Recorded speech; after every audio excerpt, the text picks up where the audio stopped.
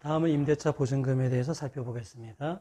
자, 임대차 계약을 체결할 때 임차인이 이제 임대인에게 보증금을 지급을 하고, 우리나라는 이제 이게 전세 이런 게 이제 발달이 있어서 이 보증금이 상당한 금액이, 굉장히 높은 금액이 거래 현실상 많이 지급이 되고 있습니다.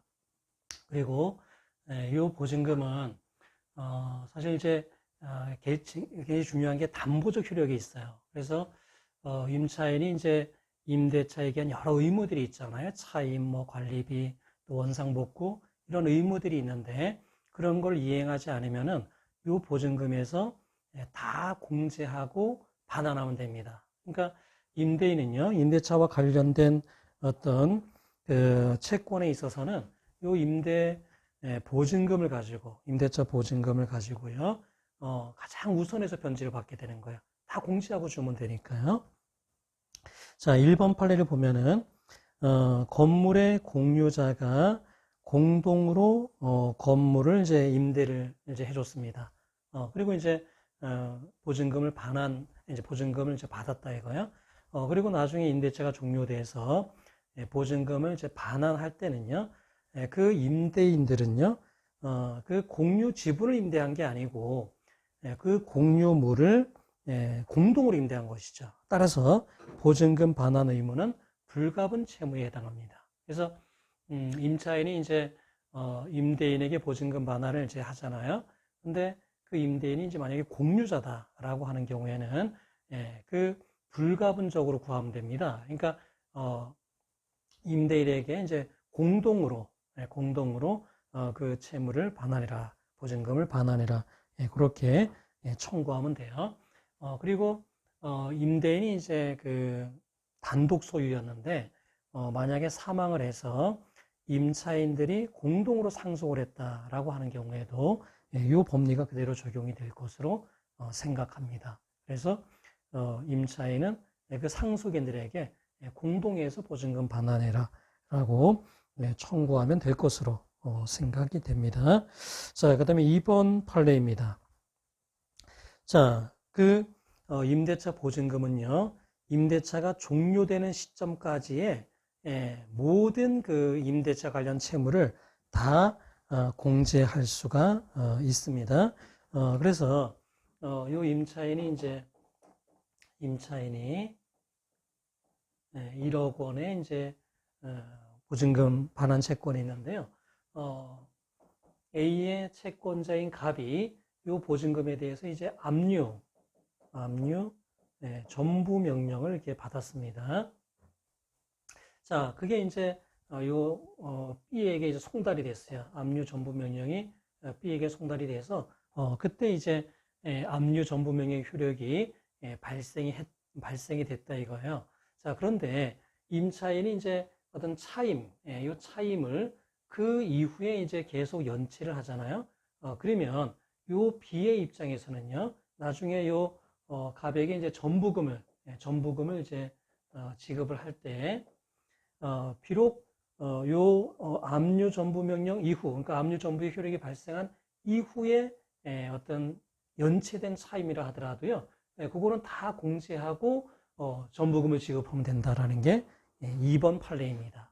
그래서 압류 전부 효력 이후에 어떤 밀린 차임이라 하더라도, 연체된 차임이라 하더라도요, 보증금의 담보적 성격 때문에 보증금은 그거를 다 공제한 나머지만 반환할 의무가 있는 거거든요. 따라서 공제한 나머지를 전부금으로 지급하면 된다라는 게 2번 판례입니다. 자, 그 다음에 이제 3번 판례는요, 이게 여러분 이제 민법에 보면은 이제 저당권에 대해서 이제 압류를 하잖아요. 그 압류를 하면은 그 저당권 설정자가 부동산으로부터 수취한 과실 또는 수취할 수 있는 과실에도 그 저당권의 효력이 미친다라는 규정이 있습니다. 자, 이제 그거에 관련된 판례인데, 뭐 예를 들어 이런 거예요. 이제 A 소유 부동산인데 B가 이제 이렇게 저당권을 가지고 있습니다. 그리고 여기 이제 임차인입니다. 임차인. 자, 그래서 요 저당권에 기해 가지고요. B가 요 부동산에 이제 압류, 그러니까 경매 신청을 했다는 거예요. 예, 임의 경매 신청을 해서 이게 압류가 되잖아요. 그러면 이 저당권의 효력은요, C가 임차인인 C에게 지급받고 있는 차임 채권에도 효력이 미친다 이겁니다. 저당권의 효력이요. 자, 그러면 요 B는 그 차임 채권에 대해서도 우선 변제를 이제 받을 수가 있는 거예요. 저당권의 효력이 미쳐서 받을 수 있는데, 지금 우리 법률상은요, B가 이제 이 부동산에 대한 이제 저당권을 이렇게 실행을 한다. 그러면 이제 부동산 임의 경매가 될 것 아닙니까? 그러니까 거기에서 이 차임 채권, A가 C에 대해서 가지고 있는 차임 채권을 어떤 집행할 방법은 없어요. 그러니까 이 차임 채권에도 저당권의 효력이 미치긴 하지만 B의 입장에서는 별도의, 그러니까 A가 C에 대해서 가지고 있는 차임 채권에 대해서 압류 추심 명령이나 이런 별도의 채권 집행 절차를 밟아야지 됩니다. 그러니까 효력이 미친다는 규정은 있지만 현실적인 집행에 있어서는 이게 부동산 집행과 채권 집행이 구분되기 때문에 이 저당권에 대한 어떤 경매, 임의 경매 절차에서 차임 채권에 대해서까지 저당권의 어떤 그 효력을 그 실행할 방법은 없다는 거예요. 그래서 이 경우에는 채권 집행을 별도로 해야 되는데 실무에서는 이제 그렇게 많이 이용하고 있지는 않습니다. 자, 그런데 이제 사실 요 사안에서도 요 B가요, 저당권자가 요 차임 채권에 대해서까지 무슨 별도의 채권 집행 절차를 밟지는 않았어요. 이제 근데 현실에서 이제 이게 어떻게 됐냐면은 여기 이제 부동산이 경매가 돼가지고요. 먼저 이제 임차인인 C가 2천만 원을 최우선 변제가 소액 보증인이 돼가지고 여기가 이제 최우선 변제를 받았습니다. 최우선 변제를 받았고 그 다음에 이제 요 B가 저당권자로서 이제 나머지 8억 원을 배당을 받았습니다. 자, 이거에 대해서 이제 배당 이의를 제기했어요. 요 C가 2천만 원 배당받은 거는 이제 이의가 있다 이거야. 부당하다라고 하면서 배당 이의 소송을 제기했습니다. 그런데 배당 이의 소송이 진행되는 과정에서 이 임차인이요 차임을 지급을 하지 못했습니다. 차임을 지급하지 못하니까 그 차임을 지급하지 못한 거는 보증금에서 당연히 공제가 된다는 거예요. 임대차가 종료하는 시점에서 보증금에서 당연히 공제가 되기 때문에 나중에 배당이의 소송이 종료되는 시점에서는요, 요 C가 받을 보증금이 하나도 안 남아 있었기 때문에 요거는 이제 C가 받은 2천만 원은 추가로 B가 배당받는 게 옳다. 이렇게 이제 판결이 났습니다. 그러니까 요 B는요, 요 저당권을 실행할 때 요 차임 채권에 대한 집행까지 하진 않았어요. 할 수는 있는 건데 잘 안 해요. 이 실무상은요. 근데 그걸 안 했다 하더라도 요 배당이 소송의 과정에서 요 C가 차임을 지급하지 않아서 보증금에서 공제가 돼 버려서 요 C에게 배당됐던 요 보증금이 이제 사라져 버렸죠. 이거는 이제 공제가 돼서 없어져 버리니까 그만큼 요 B에게 추가로 이제 배당이 돼서 어떤 소기의 목적은 달성할 수가 있었습니다. 차임 채권에 대한 별도 집행은 하지 않았지만 그 보증금이 이제 차임에서 공제가 돼 버렸기 때문에 추가로 2천만 원을 더 배당을 받을 수가 있었습니다. 자, 그 다음에 이제 4번 판례는요. 자, 4번 판례와 5번 판례가 좀 비슷한데요. 이제 이런 겁니다. A가 B에 대해서 이제 이렇게 임차인으로서 보증금 반환 채권이 있어요. 자, 그런데 여기 이제 B가 이거를 이제 요 C에게 차임을 이제 양도했습니다. 차임 채권을 이렇게 양도를 했습니다. 그리고 이제 요 C가 요 A에게 요 차임 채권 이제 양수금을 이렇게 청구한 것입니다. 자, 요 경우에 요 C가요, 이제 만약에 차임을 이제 연체를 이제 했잖아요. 그러면은 요 C의 요 차임 채권은 C의 이제 차임 채권은 3년이 지난 부분들은 소멸시효로 다 완성이 돼서 그러니까 소멸시효가 완성되지 않은 부분만큼만 이 양수금 청구가 인정이 되고, 그리고 그 양수금마저도 보증금에서 공제가 되면 양수금이 전혀 남지 않게 되는 그런 결과가 될 수 있거든요. 그래서 우리 대법원은 이렇게 이제 판단했습니다. 이게 그 보증금이 있다고 해서 차임이 연체가 됐을 때 자동 공제되는 것은 아니다 이거예요. 자동 공제가 되는 건 아니고, 그거는 임대인이 선택할 수가 있습니다. 임대인이 그냥 공제를 이제 해도 되고요. 공제를 안 할 수도 있습니다. 그러니까 보증금이 지급됐다는 이유로 연체 차임이 발생하는 족족 공제가 되는 건 아닙니다. 근데 이 사안에서는 이 B가 공제를 한다고 어떤 실행한 바가 없어요. 그렇다면 보증금에서 차임은 공제되지 않고 그냥 차임 채권이 그대로 남아 있는 겁니다. 그 상태에서 3년이 지난 건 소멸시효가 완성이 된다는 거죠. 그래서 3년치, 소멸시효가 완성되지 않은 3년치만 요 양수금을 청구할 수 있는데, 그게 보증금에서 다 공제되고 나면 C는 받을 것이 없다라는 게 4번 판례입니다. 그러니까 여기서 중요한 거는 보증금이 지급됐다고 해서 연체 차임이 당연히 공제되는 건 아니다. 이거 연체 차임은 그대로 남아 있을 수가 있다는 거예요. 공제를 하지 않으면 남아 있고, 그리고 그거는 3년이 이렇게 양도된 상태에서 3년이 지나면 계속 소멸시효가 완성이 된다 이거예요. 완성이 되고 양수금 청구는 소멸시효가 완성되지 않은 부분만 청구할 수 있는 거니까 그 금액이 보증금에서 다 공제되고 나면 이 양수금은 없고 보증금만 일부 남아서 그 보증금을 청구할 수 있다는 게 4번 판례입니다. 자, 5번 판례는요. 이렇게 차임이 양도된 게 아니고 그냥 그대로 이제 이런 상태다 이거예요. 그러니까 임차인이 보증금을 지급하고 이 임대인이 차임 채권을 가지고 있는데 이제 임대차가 종료되는 시점에서 연체된 차임을 얼마까지 공제할 수 있냐 이거예요. 그러니까 이 차임 채권이 소멸시효로 완성된 그 부분, 옛날 3년이 지난 시점의 차임 채권까지 공제하고 반환하면 되는지, 아니면 소멸시효가 완성되지 않은 차임 채권만 공제하고 반환하면 되는 것인지에 관련된 판례인데요.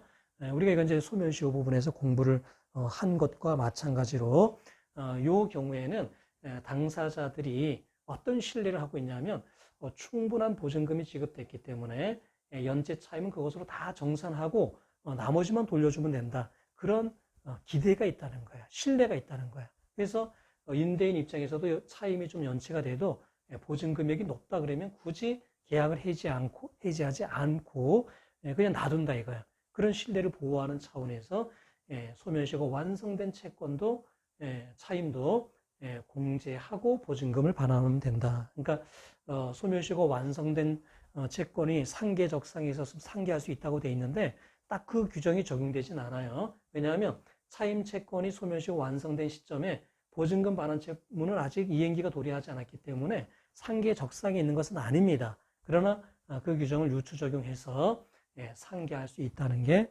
5번 판례입니다. 자, 그 다음에 이제 6번 판례는요. 6번과 7번 판례가 이제 좀 비슷한 그런 취지의 판례인데요. 이런 겁니다. 임차인이 임대인에게 1억 원에 이렇게 보증금 반환 채권이 있습니다. 자, 그리고 이제 요 B는요, 100만 원의 차임 채권이, 월 100만 원의 차임 채권이 있는데요. B의 채권자인 C가 요 차임 채권에 대해서 압류 추심 명령을 이렇게 받은 겁니다. 압류 추심 명령을 받았다. 그래서 이제 요 C가요, 요 추심금을 이렇게 A에게 내가 압류 추심 명령을 받았으니까 추심금을 지급해라 라고 할 때요, A가요, 내가 보증금 지급한 거 있으니까 거기서 공제하고 뭐 없다든가 지급할 그 차임이 없다든가 아니면 그 보증 공제하고 나머지만 내가 지급하겠다든가 그렇게 할 수가 있겠냐 이거야. 자, 마치 이제 차임이 이게 추심이 됐으니까 이제는 요게 B가 받을 게 아니고 C가 받을 거다라고 생각을 하면은 C는 요 B가 연체한 차임을 공제할 수 없을 것처럼 생각이 또 됩니다. 그죠? 그러니까 A는 이제 B에게 연체한 그 차임을 C에게 이제 공제 주장을 할 수 없을 것으로 생각이 되지만 이 경우에 우리 대법원은 공제 주장을 할 수가 있다는 거야. 그러니까 만약에 요 C가 이제 이렇게 압류 추심 명령 받은 보증금이 만약에 1억 500이다. 1억 500만 원이다. 라고 하면은요. A는 요 보증금에서 공제하고 500만 원만 지급하겠다. 이렇게 할 수가 있다는 겁니다. 만약에 이거를 공제를 못 한다고 하면 어떻게 해야 되냐면은 A는요, 연체된 차임을 다 C에게 추심금으로 지급을 해야 돼요. 그리고 A에게 요 보증금을 반환을 받아야 됩니다. 그런데 B가 임대인이 만약에 무자력이다라고 하면 못 받을 위험이 있단 말이죠. 그러니까 A는 보증금을 지급했음에도 불구하고 그런 위험을 떠안을 수가 있다는 거예요. 따라서 이게 차임 채권이 이게 추심이 됐다 하더라도 요 임차인은 요 보증금에서 공제하고 나머지만 주겠다라고 할 수가 있다라는 겁니다. 자, 그래서 추심되지 않은 잔존 차임 채권 상등하기에 대해서도 당연히 공제할 수 있다라는 거고요. 7번 판례도 이제 마찬가지예요. 차임 채권이 양도가 됐어요. 그래서 양수인이 그 차임 채권을 이렇게 청구를 합니다. 그 경우에도 임차인은 그 보증금에서 다 공제한 나머지만 지급하겠다라고 항변할 수 있다는 거예요. 왜냐하면 그 경우에 만약에 양수금을 다 지급하고 임차인은 임대인에게 보증금을 반환받아야 된다고 하면 임대인이 무자력인 경우에 그 이혼 부담을 떠안게 된다 이거예요. 그래서 보증금까지 지급한 임차인에게 이건 너무 가혹하다라고 해서요. 차임 채권이 양도됐다 하더라도요. 그 임차인 입장에서는 보증금에서 그거를 다 공제한 나머지만 지급하겠다라는 주장을 할 수가 있다라는 겁니다. 자, 그 다음에 이제 8번 판례입니다. 자, 8번 판례는 이제 이런 겁니다. 이게 이제 A가 B에게 이제 임대차 계약을 체결을 했어요. 그리고 이제 1억 원의 보증금 반환 채권이 있습니다. 이제 B가 이제 임대인인데 이렇게 차임 채권이 이제 있어요. 그래서 차임 채권을 이렇게 이제 가지고 있는데 B가 C에게 건물을 이제 양도했습니다. 양수인입니다. 자, 이 경우에 상가 건물 임대차 보호법, 뭐 주택 임대차 보호법도 마찬가지인데요. 대항력을 가진 경우에는 요 임대인의 지위가 요 C에게 당연 승계되도록 그렇게 이제 규정이 되어 있습니다. 그러니까 여기 만약에 요 임차인이 사업자 등록을 하고 이제 거기서 이제 뭐 영업을 하고 있다라고 하면은 대항력이 있기 때문에요. 요 상가가 요 C에게 소유권이 넘어오면은요 임대인의 지위가 C에게로 넘어오게 됩니다. 그래서 요 보증금은 이제 요 C가 반환을 해야 되고요. 차임도 A는 이제 요 C에게 지급을 해야지 됩니다. 근데 요 양도 이전에 이미 발생한 차임 채권은 여전히 이제 B가 채권자입니다. 그러니까 B가 소유자인 상태에서 이미 밀려있는 차임 채권, 그거는 소유자였던 B가 받는 것이 맞다 이거예요. 양도된 이후에는 이제 C가 나머지 이제 그 이후의 차임 채권은 C가 가지게 되겠죠. 자, 그런데 임대차가 이제 종료가 됐습니다. 자, 그러면 요 보증금에서 밀린 연체 차임을 공제하고 나머지를 이제 A에게 반환하면 되잖아요. 자, 그때 공제할 수 있는 차임은요, 요 C에게 양도된 이후의 연체 차임뿐만 아니라 그 이전 거, B가 소유자일 때 연체된 것까지도 공제할 수가 있다는 게 8번 판례입니다.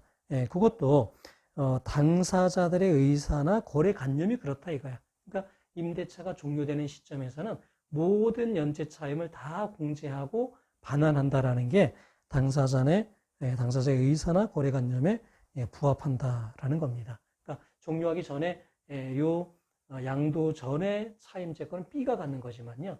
임대차가 일단 종료가 되고 나면 모든 것을 다 공제하고 반환하면 보증금을 반환하면 된다라는 것입니다.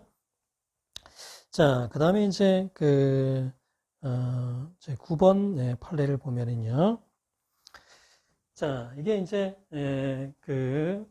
보증금에는 임대차와 관련된 모든 채무를 다 이제 공제하고 돌려주면 돼요. 뭐 연체 차임이 있다든가, 그 다음에 연체 관리비가 있다든가, 그 다음에 임차인이 원상복구를 해야 되는데 원상복구를 안 했어요. 그래서 임대인이 원상복구를 대신했다면 그 대신한 원상복구 비용까지 공제하고 돌려주면 됩니다. 자, 그 다음에 9번 판례는 뭐냐면은, 자, 임대차가 종료가 됐습니다. 근데 임차인이 그 목적물의 인도를 안 합니다. 그리고 연체 차임이 있어요. 그래서 임대인이 임차인에게 목적물의 인도를 구하는 어떤 소송을 제기했다 이게. 그리고 차임 지급을 구하는 소송을 제기했다. 그러면 그 소송 비용도 공제할 수 있느냐? 공제할 수 있다 이거야. 그러니까 이 소송 비용이 왜 들은 거냐면은 임차인이 원상복구 의무를 이행하지 않아서 차임 지급 의무를 이행하지 않아서 발생한 비용이기 때문에요. 그거는 당연히 공제하고 지급할 수가 있다라는 거고요. 만약에 보증금 반환 채권이 양도된 상태라 하더라도 임대인은요 그 비용을 공제하고 양수금을 지급하면 된다라는 게 9번 판례입니다. 자, 그래서 이제 원상복구 비용은요 당연히 공제하고 반환하면 돼요. 그런데 이게 원상복구 비용이 당연히 예상되는 거 있잖아요. 그러니까 임차인이 이제 뭐 증축을 했다든가, 뭐 인테리어를 뭔가 했다든가, 그래서 그거를 원래대로 원상복구를 해야 된다라는 그 비용은요, 당연히 그 임대차에서 어떤 예상되는 것이기 때문에 그런 원상복구 비용은 공제하고 돌려주면 됩니다. 그러니까 보증금이 양도가 됐다 하더라도요, 그거는 공제하고 양수금을 지급하면 돼요. 그래서 이제 A가 B에 대한 1억 원의 이제 보증금 반환 채권이 있는데 이거를 C에게 이제 양도를 했어요. 그래서 이제 이렇게 1억 원의 보증금 이제 양수금을 청구한다 이거요. 그런데 B가 요 A가 원상복구를 하지 않아서 원상복구 비용을 이제 뭐 들였다 이거예요. 얼마에 원상복구 비용을 들었다. 근데 이게 당연히 예상되는 뭐 중축된 거를 철거한다든가 인테리어한 걸 원상복구한다든가 그 비용이 들었다면 그거는 당연히 공제하고 C에게 지급을 하면 되는데요. 요 사안에서는 이제 그 당연히 이제 예상이 되는 원상복구 비용이 아니었고 요 A와 B 사이에서 어떤 약정을 했냐면은 원상복구를 위한 보증금을 A가 이제 B에게 지급하기로 했는데요. 이제 그거를 공제하고 줄 수가 있느냐라는 겁니다. 그런데 그거는 당연히 예상되는 원상복구 보증금인데 당연히 예상되는 원상복구 비용은 아니잖아요. 그래서 그 경우에는요, B가 그거를 당연히 공제하고 줄 수 있는 것은 아니고 채권 양도에 대한 승낙을 할 때 이의를 유보했을 때만 공제하고 줄 수가 있다는 거예요. 근데 이의를 유보하지 않은 채권 양도 승낙이 있었다면 그거는 다 지급을 해야 된다는 게 그 판례입니다. 자, 그 다음에 11번 판례입니다. 자, 이제 이 11번 판례는요. 여기 이제 A가 임대인인데, 이제 이 B가요, 이제 임차인입니다. 임차인이고, 이제 이게 커피숍을 이제 이렇게 했어요. 근데 이제 요거를 C가 이제 영업을 이제 양수하면서, 요 A하고 이제 임대차 계약을 체결했고, 영업 양수에 의해서 이제 커피숍을 그대로 이제 인수받아서 C가 영업을 했던 겁니다. 임대차 기간이 끝나고 이제 원상복구를 해야 되는데, 원상복구의 범위가 이제 문제가 된 겁니다. C는 이렇게 주장하겠죠. 나는 B로부터 이거를 이제 영업 양수한 이후에 내가 추가로 설치한 것만 난 원상복구하겠다. 이렇게 주장을 했을 거고요. 임대인은 그게 무슨 소리냐. 그 커피숍은 나에게 아무 쓸모없는 시설이니까 그거 커피숍 하기 전에, 그러니까 B가 시설한 것까지 다 원상복구하고 나에게 반환해라. 이렇게 이제 주장을 했던 사안인데요.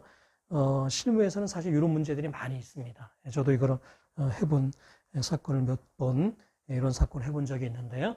그러니까 제일 중요한 거는 요 A하고 C하고 임대차 계약을 체결할 때 요 원상복구에 대한 그 조항을 분명하게 명확하게 그렇게 기재를 해야 돼요. 그거가 굉장히 중요합니다. 그래서 그 경우에 요 C의 원상복구의 범위를 요 B가 그 시설한 것까지 다 원상복구한다라고 기재가 돼 있으면 그건 분명하죠. 그러면 이제 C가 그것까지 다 원상복구를 해야 되는 겁니다. 근데 애매한 경우가 많아요. 그게 과연 원상복구 범위가 이게 C가 한 것만 원상복구인지 B가 한 것까지 원상복구인지 애매한 경우가 많은데, 이렇게 분명하지 않은 경우에는 자기가 시설한 것만 원상복구하면 된다는 게 우리 대법원의 기본 입장입니다. 근데 이 사안에서는요, 아마도 C가 커피숍 전체에 대한 원상복구를 하고 이제 한다라는 그 조항이 있었던 것으로 생각이 돼요. 그래서 전부에 대한 원상회복을 하라라고 이제 판단을 했는데, 이게 이제 어떤 판례가 변경된 것으로 보기는 어렵고 어떤 계약 해석을 그렇게 한 것으로 보입니다. 그래서 여러분이 이제 이런 이제 임대차 이런 거에 대해서 뭐 자문을 이제 해주거나 이런 경우에는요, 이게 굉장히 중요해요. 이게 원상복구를 이제 조항을 어떻게 둘지 이게 이제 굉장히 중요하다 이거예요. 그 비용이 뭐 몇 천만 원씩 드는 경우가 예사입니다. 그러니까 그 부분을 분명히 해야 나중에 이제 불이익이 발생하지 않고, 그러니까 여러분이 어느 쪽을 이제 위임받아서 하든 그 사람에게 이제 최대한 도움이 될 수 있도록 명확하게 그 계약 조항을 하는 것이 필요하다라는 것입니다. 자, 그 다음에 이제 12번 판례인데요. 이거는 이제 이런 겁니다. A가 B에게 이제 임대차 계약을 이제 했어요. 임차인인데 1억 원에 이제 보증금을 내고 임대차 계약을 체결했는데요. 자, 그 이후에 요 C, A의 아내입니다. A의 아내가 다시 8천만 원으로 임대차 계약을 다시 체결한 겁니다. 그럼 이게 뭐냐, 이게 법적으로. 요 A의 임대차 계약이 다 종료가 되고 C가 새로운 임대차 계약을 체결을 한 것이냐, 아니면 A의 임차인의 지위가 그대로 포괄적으로 승계가 되거나 요 임대차 보증금 채권이 C에게 양도가 되거나, 그러니까 요 보증금 채권이 남아있는 상태에서 이게 C에게로 이렇게 넘어온 것인지, 아니면 요 A의 임대차 계약은 다 끝나고 C가 새로운 임대차 계약을 체결한 것인지, 이게 이제 문제가 되는 건데요. 자, 만약에 이 상태에서요, A의 채권자인 갑이 요 채권에 대해서 가압류를 했다. 이거예요. 가압류를 했다. 자, 그러면 자, 요 임대차 계약이 종료되고 C가 새로운 임대차 계약을 체결했다면 이건 없는 채권에 대한 가압류니까 이거 효력이 없는 거겠죠. 자, 근데 그게 아니고 요 보증금 반환 채권이 남아 있는 상태에서 C에게 이게 승계, 양도 이렇게 됐다고 하면은요, 요거는 그 채권 양도가 있어야 되잖아요. 보증금 반환 채권에 대한 채권 양도가 확정일자에 의해서 채권 양도가 된 이후에 가압류가 됐다면 이거는 C가 우선할 것이고, 그 다음에 확정일자부 채권 양도가 아니라고 하면 이거는 가압류가 우선할 거다 말이에요. 가압류권자에게 대항할 수가 없을 테니까요. 자, 그래서 이제 이게 문제가 된 사안인데, 우리 대법원은 이 사안에서는요, 이게 보증금을 B가 1억 원을 반환하고 다시 C로부터 8천만 원을 받은 게 아니고 그냥 보증금만 이렇게 2천만 원 그 감액한 거면 이렇게 A에게 반환이 됐기 때문에 이 보증금 채권은 그대로 8천만 원 범위에서는 그대로 이렇게 양도가 된 것으로 봤습니다. 그래서 채권 양도 통지가 확정일자부로 되지 않았기 때문에 갑이 이제 우선한다. 이게 갑의 가압류가 우선한다라고 해서 갑의 압류 주심 이런 집행을 인정한 그러한 판례입니다. 뭐 아마도 이렇게 그 새로 임대차 계약을 체결한 이유 자체가 뭔가 이제 집행을 조금 회피할 목적으로 이렇게 했을 가능성이 많아요. 그래서 이제 대법 판례는요 그런 것들을 이제 약간은 간파하고 이런 거는 이제 사실은 실질은 새로운 임대차 계약이지만 그러니까 형식은 새로운 임대차 계약이지만 실질은 임차권의 양도나 임차인의 지위 승계로 봐야 된다 이거예요. 그래서 이 가압류권자의 손을 들어준 판례입니다. 그러니까 사실 이런 것들을 그러니까 갑의 입장에서는 이러한 법리 구성을 할 수 있는 것 그게 아주 실력이고 또 리걸 마인드이겠죠. 그래서 배울 점이 있는 그런 판례다라고 생각을 합니다. 자, 오늘 강의는 여기까지 하겠습니다. 그리고 이제 여러분 지난번에 자기소개서를 이제 제가 받을 때 어떤 그 제안 이제 건의사항이 많았냐면 기존의 과제물에 대해서 좀 강의를 해달라, 해답을 알려달라 이제 그런 요청들이 많아서요. 그동안 냈던 과제에 대해서 다음 주에는 같이 풀이하는 시간을 갖도록 하겠습니다. 수고하셨습니다.